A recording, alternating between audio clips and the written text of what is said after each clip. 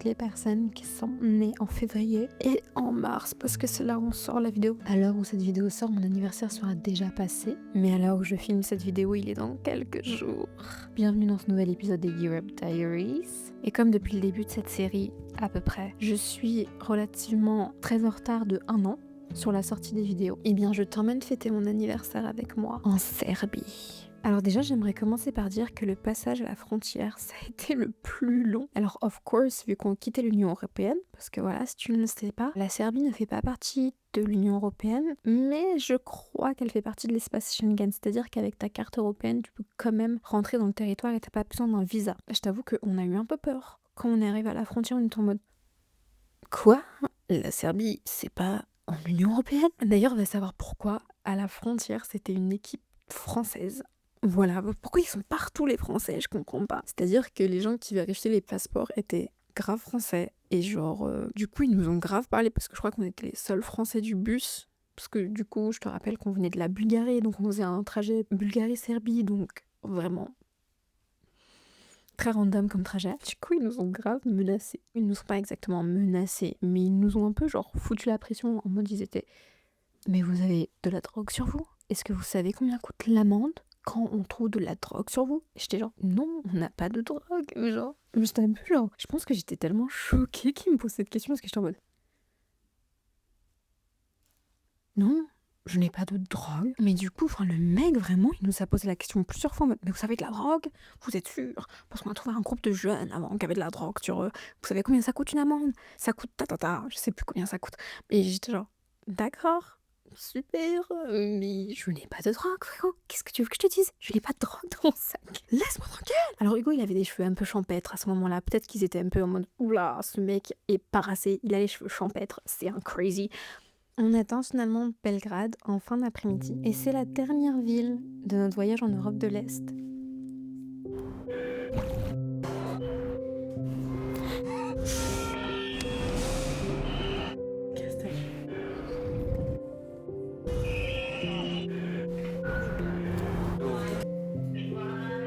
C'est passé si vite, les gars, si vite. C'était trop rapide. On a fait tellement de choses. Et du coup, étant donné que c'était la semaine de mon anniversaire, on a voulu se faire un petit plaisir et on a pris un appartement qui avait un bain, un remous / un mini jacuzzi, tu vois. Sauf que la seule option qu'on ait trouvée qui était à un prix abordable était assez éloignée du centre-ville. Du coup, dès le premier soir, on va à l'appart, on fait nos petites courses pas loin et on retourne pas forcément. Si, le pire, c'est qu'on était retourné en ville, mais on était juste retourné boire un café et je ne sais plus où, mais je crois que c'était pas crazy. Le mec était sympa, le café était ok. Mais du coup, ce qui faisait que l'endroit où on était à genre 30 minutes de bus du centre-ville, ce qui était vraiment le plus loin qu'on ait jamais été quand on a voyagé. Et donc on rentre et on teste le super bain remous et c'était trop cool. On commence la journée par aller tester Artist Specialty Coffee. Et c'était un café qui était assez cute et j'ai trop aimé parce qu'il y avait beaucoup de chiens à Belgrade et beaucoup de chiens dans les cafés. Et du coup, c'était trop cool à chaque fois. Je vais pas te mentir, c'est la seule chose que je me souviens du café. Voilà. Cette semaine est passée vite et il s'est passé beaucoup de choses et pas grand chose en même temps. Et du coup, mon cerveau, il est un peu bugué à Belgrade. On se dirige ensuite vers l'église Saint-Marc de Belgrade et là on prend une grosse claque parce que c'est la première fois du coup qu'on rentre dans une église serbe et mon dieu quoi, c'est magnifique. Déjà que de l'extérieur c'est un beau bâtiment, tu vois, c'est un bâtiment assez imposant. L'intérieur, les fresques en fait, ils ont des fresques mosaïques qui sont tellement belles. J'ai jamais vu ça. Genre j'y repense encore maintenant, mais alors c'est tellement plus beau en vrai, c'est tellement plus impressionnant en vrai, c'est tellement grandiose, c'est divin, genre vraiment. Genre le jeu de mots, il est correct là, tu vois. C'est vraiment un lieu exceptionnel et je suis absolument fan des églises en Serbie, de toutes les églises, tu vas voir. Toutes les églises, elles sont incroyables. On se rend ensuite au jardin botanique de Belgrade, mais au final on n'y est pas allé parce qu'on trouvait déjà que l'entrée était un peu chère et on s'est dit en vrai, on est toujours en hiver, la nature est toujours au repos, on va sûrement pas voir grand chose, donc on avait la flemme, on l'a pas fait. On s'est installé pas loin et dans la rue où on était, je me souviens qu'il y a eu une sorte de manifestation et c'était des étudiants qui bloquaient une rue et donc les automobilistes ne pouvaient plus passer et ça nous a vraiment marqué parce que non, on vient de la région parisienne, tu comprendras pourquoi je dis ça, mais en fait les automobilistes étaient super calmes, genre ils étaient ok, mais genre les gens sont restés bien genre 10-15 minutes sur la route à la bloquer et les voitures étaient trop chill, ils attendaient comme ça. On s'est dit avec Hugo, mais s'il y avait ça à Paris, mais à aucun moment les gens n'auraient réagi comme ça, ils auraient été énervés, ça aurait commencé à klaxonner. Ça va pas, on est pas content. Ici, Rien du tout. Et je pense qu'en fait, c'est parce que les gens étaient en accord finalement avec la manifestation de ces personnes. Et en gros, il y a eu énormément de manifestations. Quand nous, on était à Belgrade, il y en a eu vraiment beaucoup. Et si je me trompe pas, je crois que la manifestation était par rapport à la corruption du gouvernement. Et spécifiquement là, parce qu'il y avait eu un bâtiment qui s'était écroulé et je crois que c'était en cause due à sa construction ou à sa manutention qui avait mal été gérée par le gouvernement. Et peut-être qu'il y avait des gens qui en étaient décédés. Mais donc voilà, c'était assez intense l'énergie à Belgrade quand on y allait. C'était assez électrique. On switch l'énergie parce qu'à midi on va manger à Vegan Angel Love. Donc Vegan Angel Love. En vrai le nom est un peu particulier mais au moins il est vraiment self-explanatory et c'est good. En vrai c'était très mignon. La gérante était vraiment super gentil et on a plutôt bien mangé, donc adresse très sympathique. Et puis on passe l'après-midi au parc Kalemegdan et à la forteresse de Belgrade.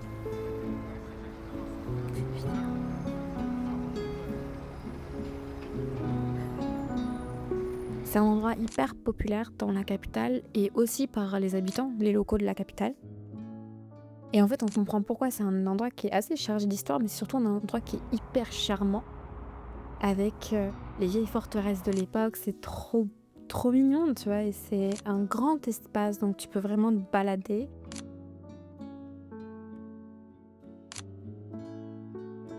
Au détour d'un chemin, on tombe sur la chapelle Saint-Petka, et c'était un lieu si beau. Mais tout était beau, en fait. Je sais pas, tout était magnifique. Et en fait, c'était une toute petite chapelle, vraiment, enfin, elle fait la taille, je sais pas, elle fait 2 fois ma chambre, tu vois, c'est un truc tout petit. Et en fait, c'était un peu... Le soleil commençait à se coucher. Il n'y avait pas forcément de lumière allumée dans la chapelle, donc c'était très sombre. Mais encore une fois, avec des fresques de mosaïque absolument merveilleuses. Et je te disais, le soleil était en train de se coucher. Et en fait, par une des petites fenêtres, il y avait genre un rayon de soleil qui traversait la pièce. Mais c'était magnifique. Enfin, genre, faut le voir. C'est un moment de vie où faut le vivre pour le ressentir. Et c'était... Genre vraiment, t'avais l'impression que c'était la lumière de Dieu, tu vois. C'était magnifique. C'était un moment inoubliable, vraiment.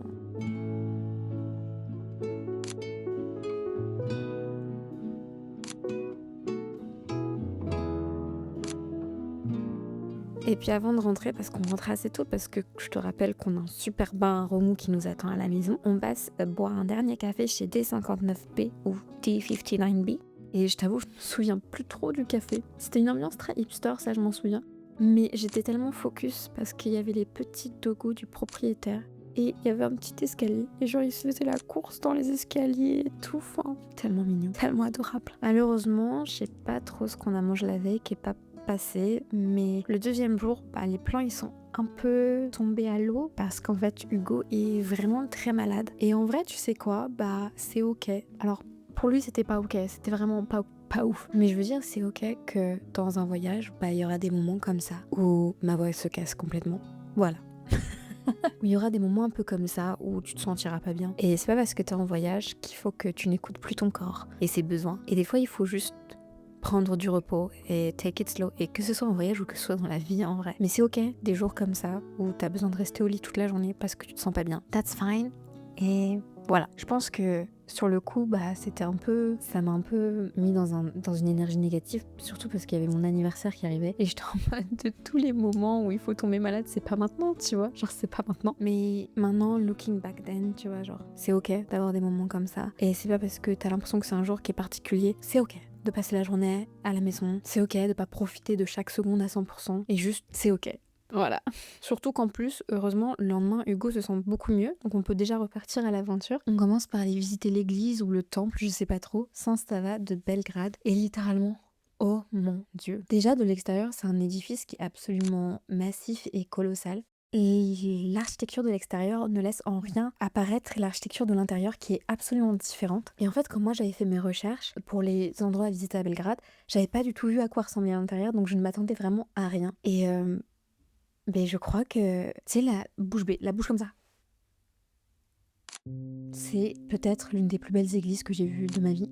En fait, c'est parce que c'est un style très particulier. C'est très différent. En fait, les églises orthodoxes sont très très différentes des églises catholiques dans leur architecture. Et en tout cas, les églises en Serbie, c'est des architectures que je n'ai jamais vues ailleurs en fait. C'est des styles de déco qui sont juste incroyable. Et franchement, c'est juste sublime, c'est divin. Tu rentres et t'as toute cette mosaïque en or. Enfin, c'est fou, genre c'est fou. T'es là et en fait, genre tu peux passer genre 3 heures à regarder chaque mosaïque sur chaque mur, sur chaque plafond, sur chaque... Le nombre de détails, c'est impressionnant. C'est vraiment une œuvre d'art, mais magnifique. D'ailleurs, ce qui est drôle aussi, c'est que pendant ce voyage en Europe de l'Est, j'en ai appris énormément sur du coup la religion orthodoxe, qui est très différente de la religion catholique et de la pratique catholique. Premièrement, dans la pratique orthodoxe, si je me trompe pas, parce que je n'ai que vu ces choses, j'ai pas vraiment appris, j'ai pas eu de lecture sur des livres qui parlent de ça, mais de ce que j'ai vu quand on est dans une église orthodoxe et quand on pratique la chrétienté orthodoxe, si on appelle ça comme ça, on prie les saints, différents saints. Donc là, on est dans l'église Saint-Sava, mais il n'y a pas que le Saint-Sava dans l'église. T'as en fait plusieurs petits cadres avec des peintures de différents saints. Et en fait, déjà, c'est hyper contradictoire de la religion catholique parce que dans la religion catholique, c'est interdit en fait de prier aux idoles. Et toute représentation matérielle de Dieu est fortuite. Après, bon, c'est un peu difficile de suivre la logique étant donné qu'il y a des représentations de Jésus littéralement partout dans l'église catholique, donc je t'avoue, c'est un peu difficile à suivre. Mais en tout cas, voir ça, voir la prière en face des saints, c'est vraiment quelque chose auquel c'est hyper inhabituel.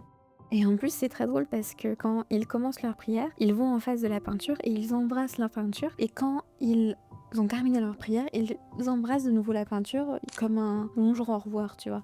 Tu vois jamais ça. Puis c'est pas du tout du coup les mêmes compositions d'églises, tu vois.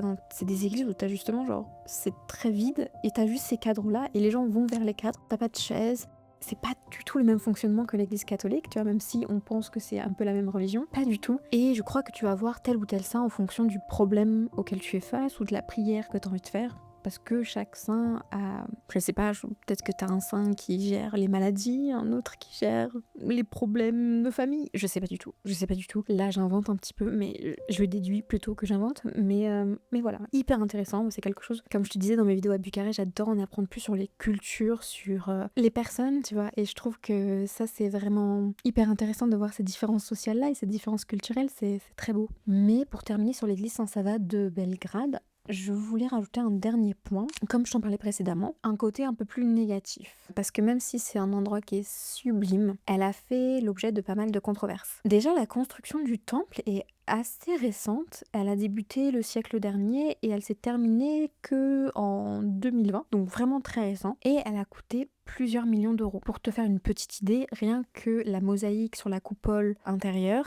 la grande quand tu rentres, elle a coûté 4 millions d'euros. Mais donc, imagine-toi, toute l'église, ce que ça a dû être comme achat, c'est un coût phénoménal et dans un pays où les services publics, les services sociaux comme l'école, les hôpitaux, ils sont en manque cruel de fonds. Et donc je te parlais des manifestations contre la corruption du gouvernement et donc cette église elle fait complètement partie de ces préoccupations-là, tu vois. Alors ça reste un endroit vraiment merveilleux et je pense que tu devrais aller la visiter si tu passes à Belgrade, mais ça reste important de garder ça dans un coin de ta tête, de te rendre compte un peu de cette dissonance en fait entre ce lieu finalement et le peuple serbe. Donc après avoir visité le temple, on se rend au Farmers Market Zeleni Venac que j'ai trouvé un peu petit, mais j'ai trouvé quand même ça sympa parce qu'il y avait plusieurs différences culturelles dans ce qu'ils vendaient. Par exemple, il y avait des stands énormes qui vendaient juste des pickles de légumes, mais genre de tous les légumes que tu veux, ils le faisaient en pickles.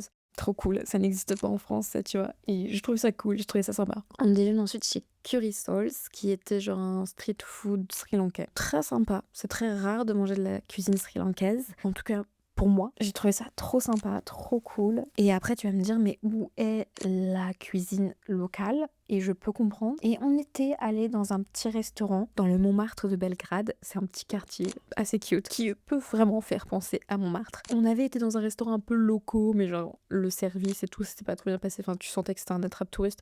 Donc c'est pour ça au final, on va pas forcément manger dans les endroits un peu trad, dans les grandes villes, parce que souvent c'est un peu des attrapes touristes et what's the point really, tu vois. Non. Bon. Et puis pour digérer ce qu'on vient de manger, on va faire une petite balade le long des quais du Danube. Et je trouve ça trop drôle parce que le Danube, on l'a croisé maintenant. Hein. On l'a croisé à Budapest, on l'a croisé à Bratislava, maintenant on le croise de nouveau à Belgrade.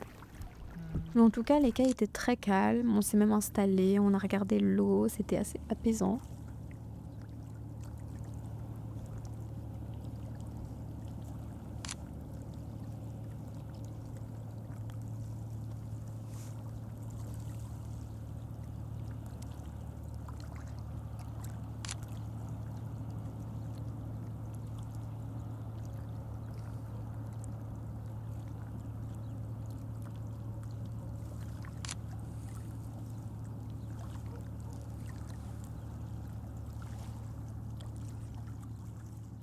Le lendemain, on part visiter le quartier de Zemun, un quartier bohème de Belgrade qui est célèbre pour son port et qui est aussi une ancienne ville romaine. On marche jusqu'à la tour de Gardos, un ancien édifice en ruine avec un panorama vraiment magnifique sur la ville de Belgrade. On tombe sur un petit chien un peu dingo. Il était un peu crazy celui-là, qui était tout seul dans la rue et que, je sais pas, mais il avait l'air trop mignon s'il voulait nous sauter dessus et tout, mais genre de manière très mignonne, genre c'était pas en mode je t'attaque, non c'était en mode fais-moi des câlins. Il était très mignon, très très cute, mais encore un animal qui avait l'air genre errant de ouf. Enfin, est-ce qu'il avait une maison cet animal? Je sais pas. Et puis ensuite on va prendre un late breakfast chez Fouca. C'était trop mignon, c'était un petit café genre dans une sorte de sous-sol. La décoration était trop esthétique, même leur vaisselle était trop esthétique. La vibe était trop cool, c'est un endroit qui était très sympa. Je te conseille si tu vas à Zemun. On continue de se balader un long moment et en fait on essaye de rejoindre... Alors, je sais pas si tu vois un peu la géographie de Belgrade, mais on essaye de rejoindre un peu le centre-ville de Belgrade à pied. Finalement, c'était beaucoup trop long, on a pris un bus ensuite.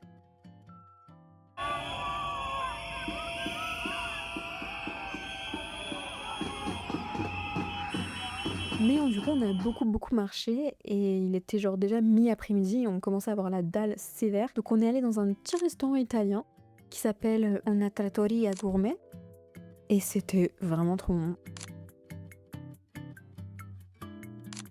Et puis on rentre à l'appartement et là je fais mon petit rituel parce qu'on est le 23 février à ce moment-là. Je fais mon petit rituel de veille d'anniversaire et je souffle ma petite bougie pour célébrer la fin de mes 21 ans. En fait, je fais ça à chaque fois. Enfin, ça fait un moment que je fais ça. J'ai pas commencé il y a très longtemps, mais ça fait quelques années maintenant que je fais ça. Et chaque veille d'anniversaire, je souffle une petite bougie pour un peu célébrer l'année qui vient de passer et un petit hommage.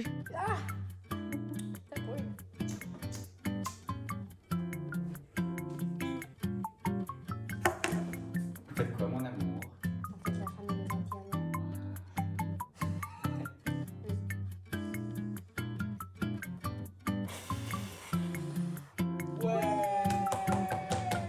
Puis c'est juste un truc mignon que j'aime faire parce que je me dis que je vois pas pourquoi on devrait souffler une bougie qu'une seule fois par an et se célébrer qu'une seule fois par mois.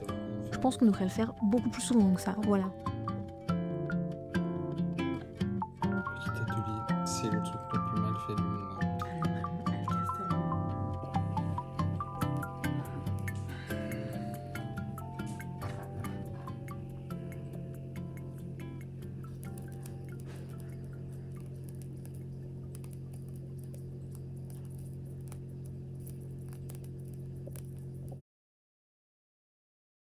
Et du coup, le lendemain, c'est mon anniversaire.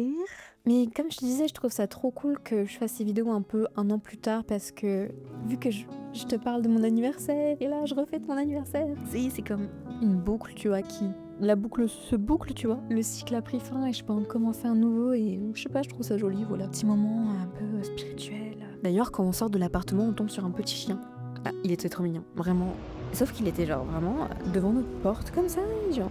On était en mode mais qui es-tu? Que fais-tu là? Je me suis même dit, oh, c'est un cadeau de l'univers, c'est mon petit cadeau d'anniversaire de l'univers, un petit dogo trop mignon. Mais en fait on ne pouvait pas le prendre avec nous dans l'avion. Et dans l'appartement pour Berlin, dans le bail, il y avait marqué qu'on n'avait pas le droit d'avoir un chien. Du coup on était en mode bon bah sorry love, mais on peut pas te prendre avec nous. Et on a bien fait parce que genre 2 jours plus tard on l'a vu sur le balcon d'un de nos voisins et on était en mode ah si on l'aurait pris on aurait volé le chien de quelqu'un. C'est génial.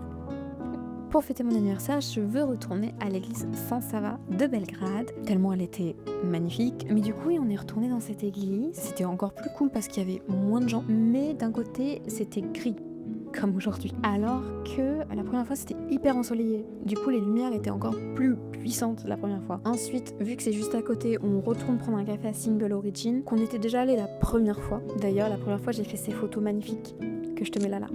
Voilà, j'en suis trop fière. C'était tellement un banger parce qu'en fait il faut savoir qu'en Serbie les gens ont toujours la possibilité de fumer dans des lieux publics tels que des cafés ou des restaurants. Chacun voit midi à sa porte, moi je suis pas fan mais la photo est banger. C'est en vidéo.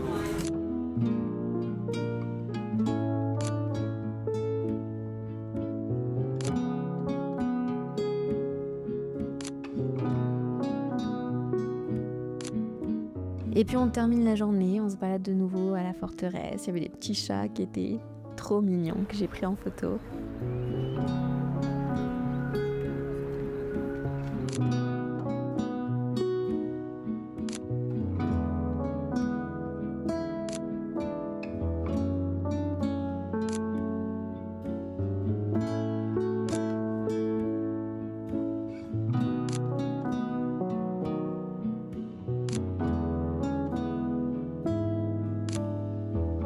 puis voilà, c'est déjà la fin de mon anniversaire, très random en Serbie, où il s'est pas passé tant de choses que ça, mais c'était nice.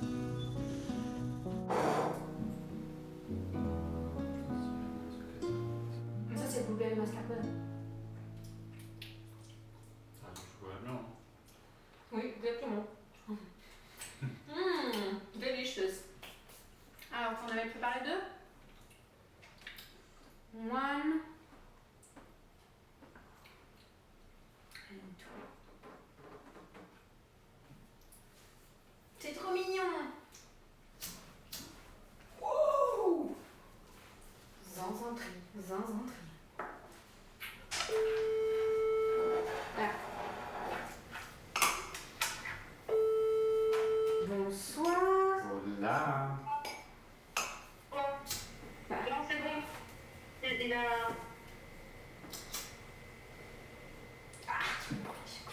Ça dépend. Non.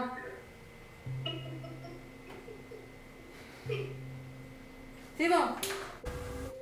Joyeux anniversaire. Joyeux Ah. anniversaire, Clé. Joyeux anniversaire.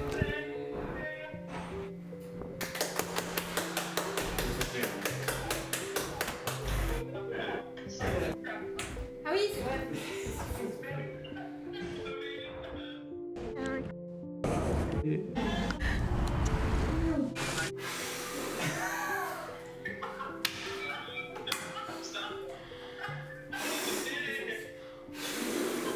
Ouais. C'est bien, t'as tout craché sur les bougies.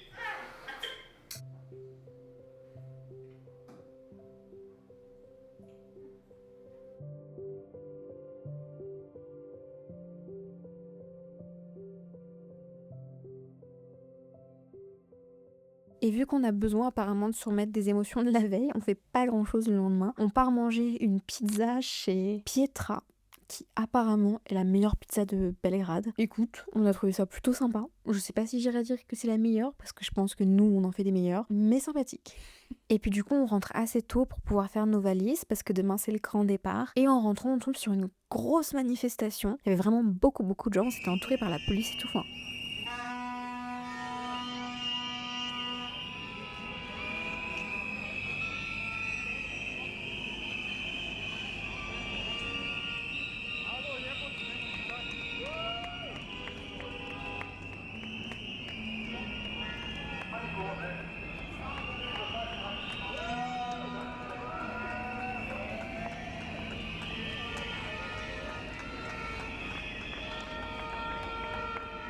Ah, les gens, ils applaudissent.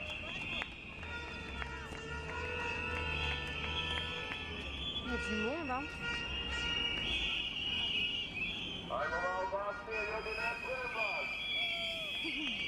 Oh le dogo.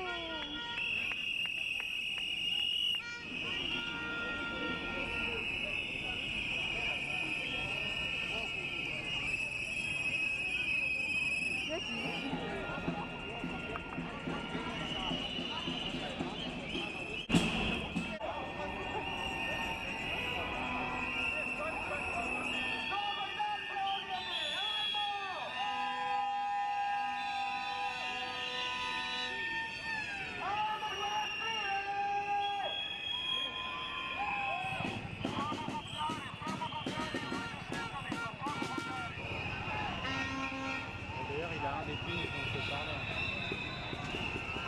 Il y en a plein.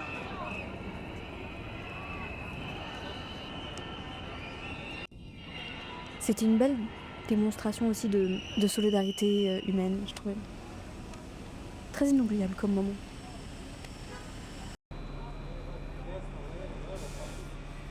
Et puis voilà, on est déjà au dernier jour de notre voyage en Europe de l'Est. Et je suis émue, hein, je vais pas te mentir. Avant de se rendre à l'aéroport, on boit un dernier café serbe chez Rocket Coffee.